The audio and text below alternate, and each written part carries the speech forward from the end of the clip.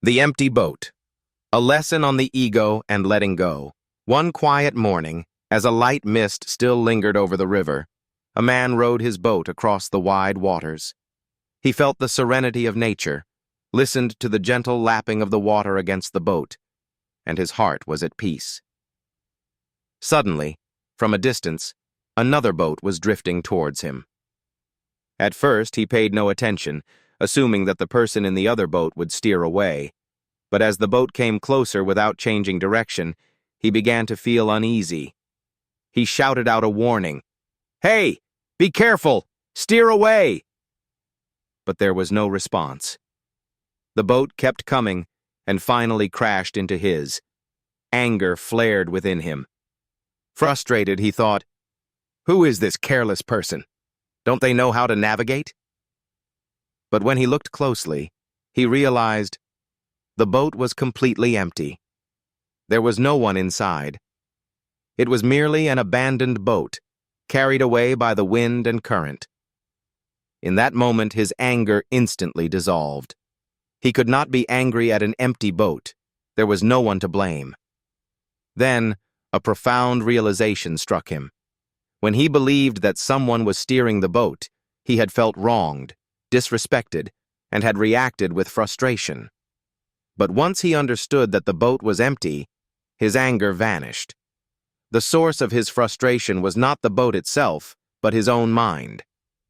This story, told by the Taoist philosopher Zhuangzi, carries a deep lesson about the ego and the art of letting go.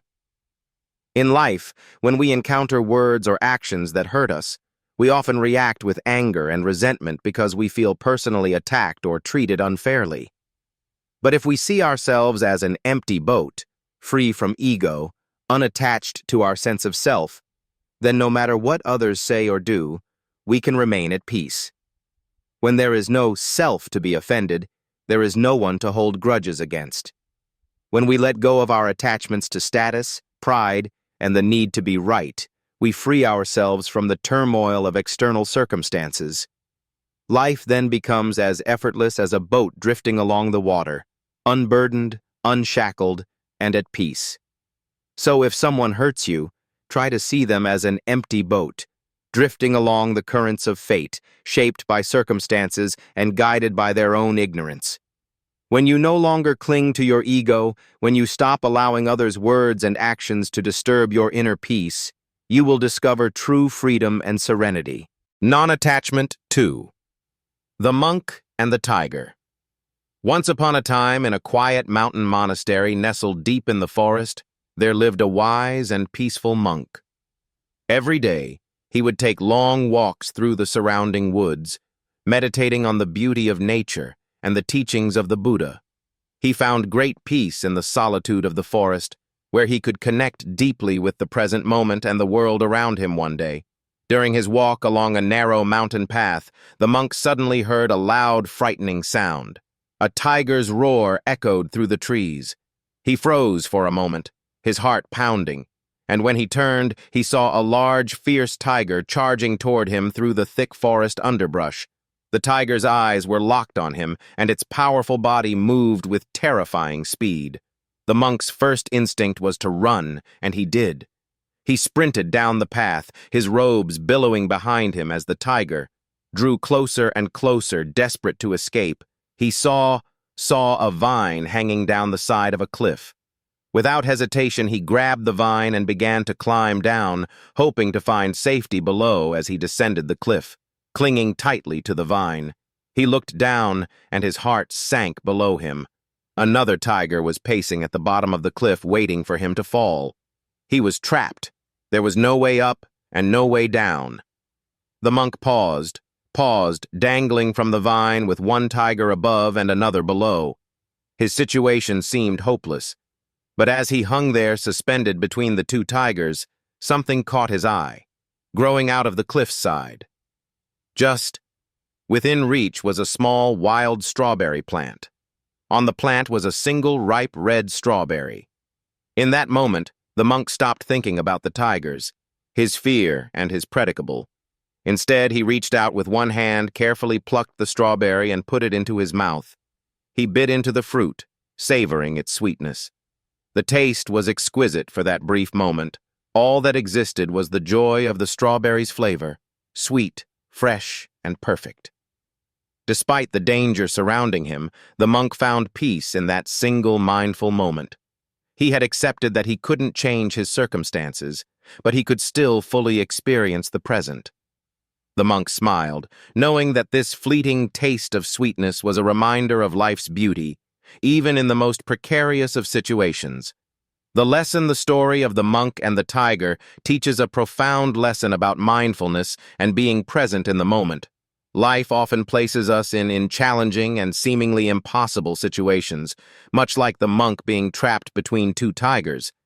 But even in those moments, there is always something to be grateful for, some small piece of joy that we can savor. The monk's ability to focus on the strawberry, despite the danger surrounding him, shows us that we can find peace and contentment by fully immersing ourselves in the present moment instead of worrying about the past or the future. The tigers in our lives, we can choose to focus on the beauty and sweetness of life right here, right now. This story encourages us to embrace mindfulness and to enjoy the simple pleasures that life offers no matter what challenges we face. 3. The story, 2 arrows. One day the Buddha was sitting with his disciples in a peaceful forest clearing. The trees swayed gently in the breeze, and the sound of birds filled the air. The Buddha often taught his disciples about the nature of suffering and the path to enlightenment, and on this particular day, a troubled disciple approached him with a question. "Master," the disciple said, bowing before the Buddha, "I do not understand why we suffer so much in this life. Pain seems to follow us wherever we go. Why is this so? And how can we find peace amidst so much suffering?" The Buddha gazed at the disciple with kindness and understanding. He saw the confusion and frustration in his student's eyes and knew that this was a question many of his followers, pondered. "Let me explain." The Buddha said gently, "Imagine that a person is struck by an arrow. This arrow causes pain, and the pain is inevitable. This is the first arrow." The disciples nodded, understanding that the first arrow symbolized the inevitable difficulties of life, the physical pain of illness, injury, or loss. But now the Buddha continued. Imagine that after being struck by the first arrow, the person is then struck by a second arrow. This second arrow does not come from outside. It is created by the mind. It is the anger, fear, frustration, or sorrow that follows the pain. This is the second arrow. The Buddha paused, letting his words sink in. "You see," he said, "while the first arrow is unavoidable, the second arrow is optional. The first arrow represents the natural pain we all experience in life, the challenges and hardships we cannot escape. But the second arrow, the suffering caused by how we react to that pain, is something we can choose to avoid." The disciple listened intently as the Buddha explained that when we experience physical or emotional pain, the first arrow, we often make it worse by adding a second layer of suffering with our mental reactions. We become angry, resentful, or anxious, and these emotions deepen the wound instead of accepting the pain. We resist it, and in doing so, we increase our suffering. The Buddha looked around at all his disciples and continued, "When we are struck by the first arrow, we must recognize it for what it is, a natural part of life. But we must also recognize the second arrow. It is the arrow we create ourselves through mindfulness and understanding. We can choose not to let the second arrow pierce us." The disciple, beginning to understand, asked, "Master, how can we avoid the second arrow? How can we prevent our minds from adding to our suffering?" The Buddha smiled. By practicing mindfulness, we can observe our thoughts and emotions without becoming attached to them. When we feel pain, we can acknowledge it without judgment. We can accept that pain is part of life, but we do not need to dwell on it or create more suffering through resistance or negative thoughts. In this way, we can stop the second arrow before it strikes. The disciple bowed again, grateful for the Buddha's wisdom. He realized that while pain in life was inevitable, suffering was often something he had been creating for himself. By choosing to respond to pain with awareness and acceptance, he could find peace even in difficult circumstances. The lesson the story of the two arrows teaches us an important distinction between pain and suffering. The first arrow, representing unavoidable pain, is something that all of us experience in life, whether it be physical discomfort, emotional hurt, or loss. These challenges are part of the human experience. However, the second arrow, symbolizing the suffering caused by our mental and emotional reactions, is something we create ourselves when we react to pain with fear, anger, or resentment. We deepen in our suffering. The Buddha teaching in this story encourages us to practice mindfulness and acceptance while we cannot control the first arrow. We have the power to avoid the second one by responding to pain with awareness, understanding, and compassion. By doing so, we can reduce our suffering and find peace even in the face of life's inevitable challenges. 4. The Parable of the Mustard Seed. Once long ago, there lived the Parable of the Mustard Seed. Young woman named Kissa Gotami. She was kind, compassionate, and devoted to her family, but her life took a tragic turn when her only child, a beloved son, fell ill and passed away, overcome with grief. Tisa could not accept her son's death. She carried his lifeless body in her arms, wandering from house to house, desperately seeking someone who could bring him back to life at each door. Kissa begged, "Please help me. My son is dead. Is there anyone who can cure him?" But everyone. She approached, turned her away, saying that there was nothing they could do. Her sorrow grew heavier with each step, and her heart ached more with every rejection. One day, Tia's path led her to a wise elder who took pity on her and said, "Go to the Buddha. Perhaps he can help you with a flicker of hope in her heart." Kissa Gotami hurried to the Buddha, who was known for his compassion and wisdom. She found him sitting calmly under a bat tree, surrounded by his disciples. Falling to her knees, she placed her son's body before him and pleaded, "Master, please bring my child back to life. I cannot bear this pain." The Buddha looked at her with great compassion and understanding. He could see Kissa was deeply suffering, but he also knew that she needed to learn a profound truth about life and death. He thought for a moment and then spoke softly. "I can help you, Kissa. But first you must bring me something. Go into the village and bring me a mustard seed." Kissa's heart leapt with hope. "Yes, master. I will bring you a mustard seed," she said, her voice trembling with relief. But before she could leave, the Buddha added, "The mustard seed must come from a household that has never experienced death. If you can find such a household, bring the seed to me, and I will bring your child back to life." Pisa nodded eagerly and set off on her mission. She went to the first house in the village and knocked on the door. A kind woman answered, and Kissa explained her request. "Please, can you give me a mustard seed? But it must come from a home where no one has ever died."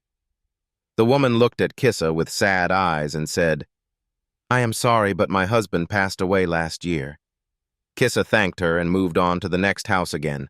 She made her request, but this time the response was, "I am sorry, but my mother passed away many years ago." House after house. Kissa Gotami knocked on doors, hoping to find one that had never known death. But at every house, she heard stories of loved ones. Lost a mother, a father, a brother, a sister, a child. As the day wore on, Kissa began to realize that death was not unique to her. It was a universal experience, one that touched every family. Finally, as the sun began to set, Tia returned to the Buddha empty-handed, but with a new understanding. She knelt before him, her heart no longer filled with desperate hope, but with acceptance. "Master," she said, "I could not find a single house that has never known death. Every family has experienced the loss of someone dear to them. Now I understand that death is a part of life, and no one can escape it." The Buddha nodded gently and replied, "Tisa, you have learned an important truth. Death is inevitable, and suffering comes to all who are attached to the things of this world. But by accepting the impermanence of life, you can find peace. Your grief was not unique. It is shared by all beings. This is the nature of existence. With these words, Kisgoami realized that her suffering, though intense, was not hers alone to bear. She had been blinded by her personal grief. But now she saw that all people experience loss. This new understanding allowed her to release her son's body and marry him with dignity, finally finding a sense of peace in the face of life's inevitable changes. The lesson. The parable of the mustard seed teaches a profound lesson about the nature of life and death. Kagami's grief was so overwhelming that she could not accept her son's death, and she sought a way to reverse the inevitable. However, through her journey of seeking the mustard seed, she learned the universal truth that death is a part of life, and no one is exempt from it. The Buddha's wisdom in this story reminds us that attachment to life's impermanence leads to suffering only by accepting that all things, people, relationships, and experiences are temporary. Can we find peace in the face of loss? Grief and suffering are natural responses to death. But by understanding that death touches everyone, we can learn to let go and find solace in the shared experience of humanity. This story encourages us to accept the inevitability of life cycles and to approach both life and death with wisdom, compassion, and acceptance. In doing so, we free ourselves from unnecessary suffering and find peace in the impermanence of all things. 5. The Farmer and the Horse. Once upon a time in The Farmer and the Horse. A small, quiet village there lived a humble farmer. He was known by his neighbors for his hard work and calm demeanor. His farm was modest, and he had only one horse to help with all of his daily tasks, from plowing the fields to carrying heavy loads. Though he didn't have much, the farmer was content with his life. One day his horse ran away. The farmer woke up to find that his stable was empty and the horse had vanished. His neighbors, hearing the news, rushed to his house to express their sympathy. "What terrible luck," they said. "How will you manage without your horse? This must be such a misfortune." The farmer, however, remained calm. He looked at his neighbors and simply replied. Maybe the neighbors were puzzled by his response. How could he be so indifferent to such bad luck? They shook their heads and returned to their homes, convinced that the farmer was in denial about his loss. A few days later, to everyone's surprise, the horse returned, but it didn't come back alone. It brought with it a group of wild horses from the mountains. Now the farmer had not just one horse, but several. The neighbors heard the news and rushed back to the farmer's house. This time they were full of excitement. "How wonderful," they exclaimed. "Now you have so many horses. What incredible fortune!" The farmer again looked at his neighbors, smiled calmly, and said, Maybe once again the neighbors were confused. Surely this was a stroke of good luck. But the farmer seemed just as indifferent as he was before they wondered why he didn't seem more excited about his newfound wealth. A few days later, the farmer's son decided to try taming one of the wild horses while riding the horse. He was thrown off violently and broke his leg. The injury was severe, and the son would be unable to help with the farm work for a long time. Hearing of the accident, the neighbors returned to the farmer's house once again. This time they were filled with sympathy. "What bad luck," they said, "your son has broken his leg, and now he cannot help you. This is truly unfortunate."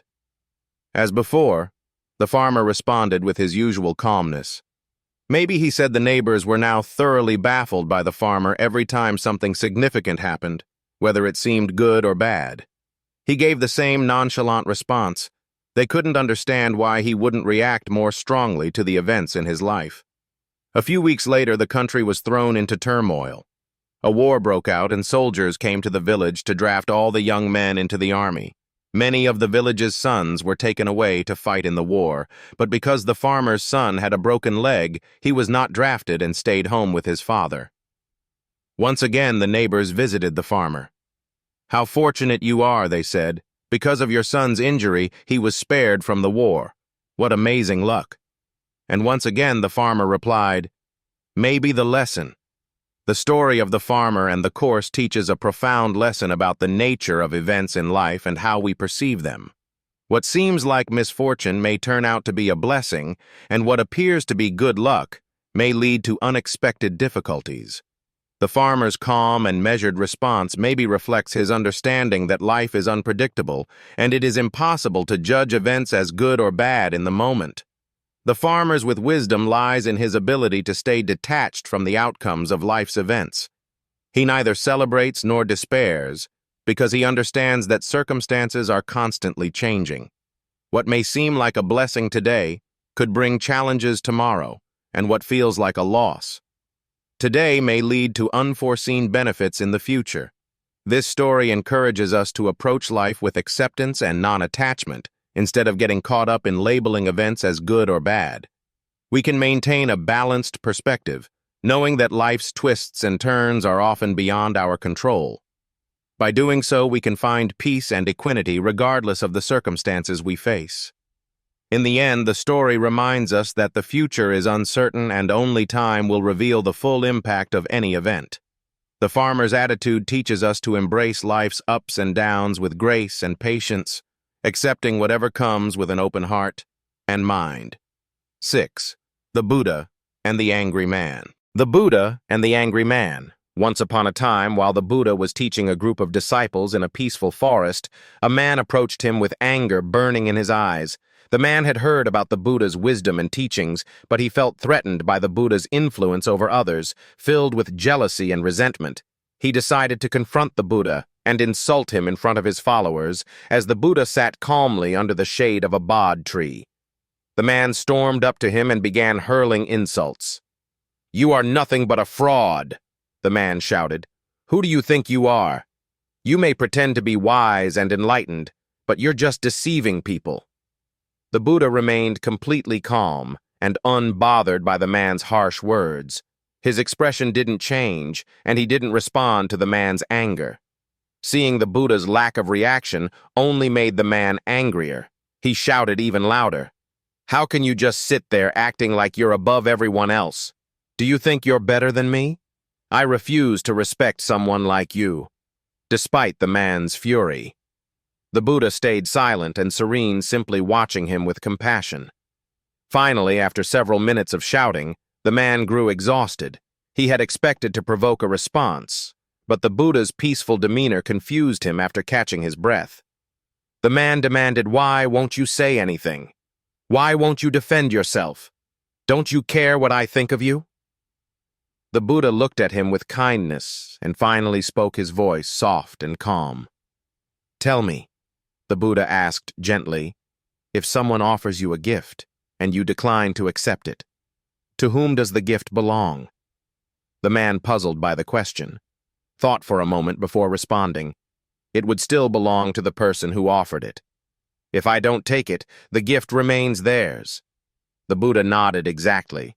"And in the same way, if you offer me your anger and I do not accept it, then who does the anger belong to?" The man was stunned by the Buddha's words. He realized that his anger had not affected the Buddha at all. Instead, it remained his own burden to carry. The Buddha continued, "If I refuse to accept your insults and your anger, they fall back on you. You are the one who suffers from them. Not me. I choose not to be troubled by your words. Instead, I choose peace." The man stood in silence, contemplating what the Buddha had said. He realized that his anger had consumed him, but it had no power over the Buddha, who remained unaffected by it. In that moment, the man understood that holding on to his anger only harmed himself, not the Buddha feeling ashamed. The man bowed his head. "Master, I see now that my anger has only caused me pain. How can I learn to be at peace as you are?" The Buddha smiled warmly. His compassion shining through anger is like a hot coal. You pick it up with the intention of throwing it at someone, but in the process you burn yourself. Let go of the coal. Let go of your anger instead. Practice mindfulness, compassion, and understanding. Through these, you will find peace. The man, humbled by the Buddha's wisdom, thanked him and bowed deeply. From that day forward, he sought to practice the Buddhist teachings, letting go of his anger and learning to find peace within himself. The lesson. The Buddha and the Angry Man is a powerful story that teaches us about the nature of anger and how we can choose to respond to it. The Buddha's wisdom shows us that when someone tries to hurt us with their words or actions, we have the power to decide whether or not to accept that negativity. The Buddha's metaphor of the gift reminds us that anger, insults, and hatred only affect us if we choose to accept them. If we refuse to engage with someone's anger and instead remain calm and peaceful, we protect our inner peace and allow the anger to return to the person who created it. This story encourages us to practice non-reactivity and to not let others' negativity disturb our own sense of well-being. Like the Buddha, we can choose to respond with compassion and understanding rather than letting anger take hold of us by doing so. We free ourselves from the burden of carrying anger and resentment, and we cultivate inner peace. Ultimately, the story reminds us that anger is a choice, and by choosing peace over anger, we empower ourselves to live with greater serenity and compassion. 7. The Monk. The Monk and the Teacup. In the teacup in a quiet Zen monastery nestled in the mountains, a revered monk lived a life of deep contemplation and mindfulness. His students admired him for his wisdom, calm demeanor, and the way he embraced the present moment, never disturbed by the chaos around him. Every day, the monk would sit in meditation, drink tea, and share lessons with his students one afternoon during their usual tea ceremony. The monk held up a simple clay teacup and gazed at it for a long moment. The cup was beautiful in its simplicity, with a soft, earthy color and a perfectly rounded shape. The students, curious about their master's silent contemplation, waited eagerly to hear what he had to say. After a few moments, the monk smiled and said, "This teacup is already broken." The students looked at one another in confusion. They could see clearly that the teacup was whole, undamaged, and perfectly intact. One of the younger students couldn't contain his curiosity any longer and woke up. "Master, the teacup is not broken. It is perfectly fine." "Why do you say it is already broken?" The monk, still smiling, placed the teacup gently on the table in front of him. "In my mind," he said softly, "this teacup is already broken. It may seem whole now, but one day, perhaps tomorrow, perhaps years from now, it will break. This is inevitable when I understand that it is already broken. I can fully appreciate it as it is without clinging to it. I can enjoy drinking tea from it, knowing that its life is temporary." The students were silent, absorbing the weight of the monk's words. They realized that the master wasn't speaking only about the teacup he was offering them. A deeper lesson about life itself. The monk continued, "Everything in life is like this teacup. All things. No matter how beautiful or precious or impermanent, we cannot hold on to them forever. When we understand that we are free to enjoy life fully without fear of losing what we have, we can appreciate each moment, each relationship, each experience, knowing that it too will pass. And when it is gone, we will not suffer, because we have already accepted its impermanence."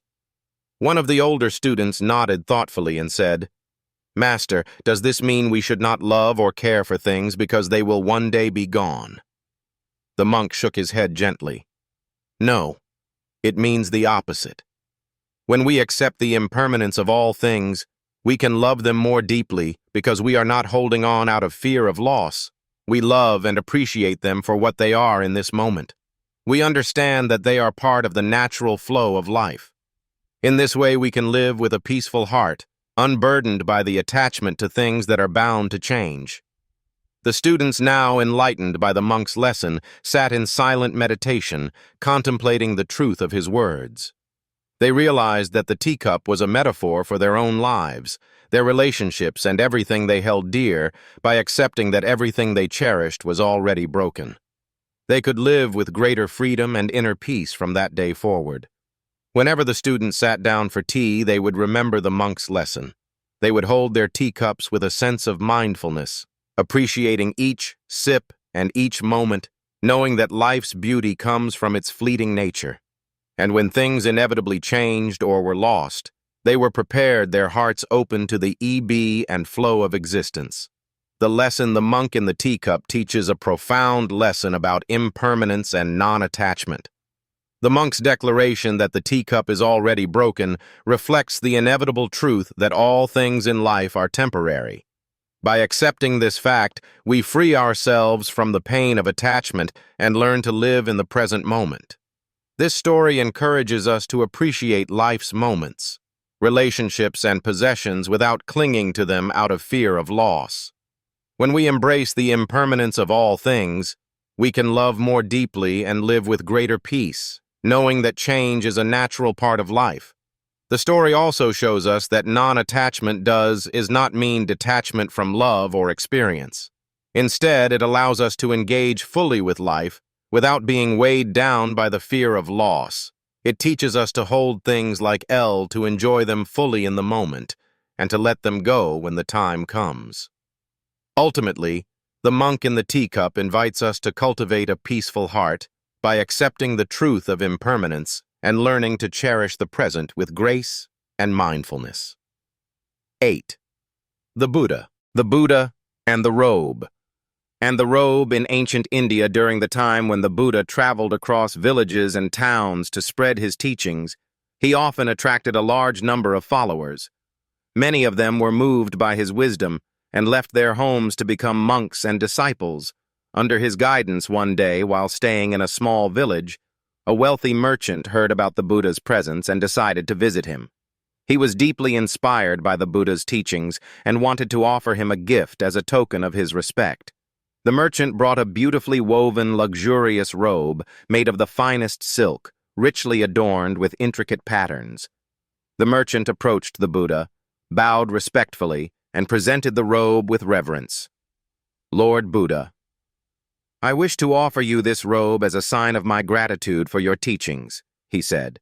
The Buddha looked at the robe and then at the merchant with a gentle smile. He sensed the merchant's sincerity and the desire to give.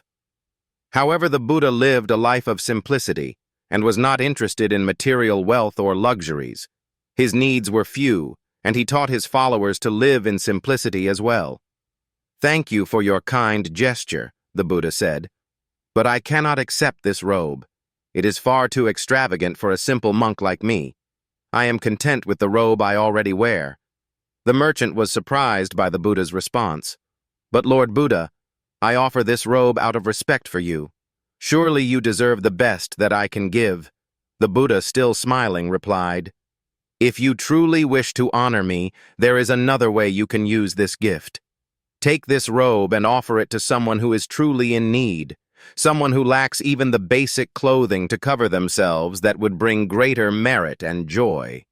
The merchant, realizing the Buddha's deep compassion for the poor, nodded slowly. He understood that the true essence of giving was not about offering gifts to those who already had enough, but about providing for those in need. "Thank you, Lord Buddha. I will do as you say," the merchant said. He took the robe, and later he found a poor man in the village who was shivering in the cold with only rags to wear. The merchant gave the robe to the poor man, who was overjoyed and deeply grateful. The next day, the merchant returned to the Buddha and shared what he had done. The Buddha nodded approvingly and said, "You have done well, my friend. True generosity is not in giving to those who expect or do not need it, but in helping those who are in real need by sharing your wealth with those who are less fortunate. You have brought true joy and compassion into the world." The merchant bowed deeply, feeling a warmth in his heart that he had not known before he realized that the Buddha's wisdom extended beyond the simple act of receiving a gift. It was about understanding the true nature of giving, the importance of compassion, and the joy that comes from helping others. The lesson, The Buddha and the Robe, is a story that teaches a timeless lesson about the true nature of generosity and compassion. It reminds us that the value of a gift lies not in its material worth, but in the intention behind it, and the impact it has on those in need. The Buddha's refusal to accept the luxurious robe is a reminder that material things do not bring lasting happiness or fulfillment. Instead, the Buddha encouraged the merchant to find someone who truly needed the gift. By doing so, he taught that true generosity comes from a place of empathy and a desire to alleviate the suffering of others. This story encourages us to look beyond superficial acts of giving and to seek opportunities to make a real difference in the lives of those who are struggling.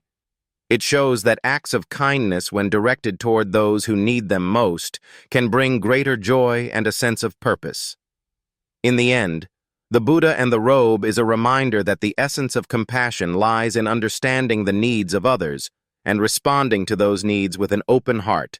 By giving thoughtfully and selflessly, we can create a ripple effect of kindness that extends far beyond a single act, touching the lives of many. The Buddha tames the elephant. Nalagiri 9. The Buddha tames the elephant Nagiri. During the time when the Buddha was residing in Rajagaha, a city in ancient India, his teachings were spreading widely, and more people were following his path of peace and enlightenment. Among those who were jealous of the Buddha's growing influence was Dadada, his cousin and former disciple who harbored resentment and desired power for himself. Devadatta sought to harm the Buddha in many ways. One of his most dangerous plots involved an elephant named Nagiri. Nagiri was known for his wild nature and great strength, and he was kept in the royal stables.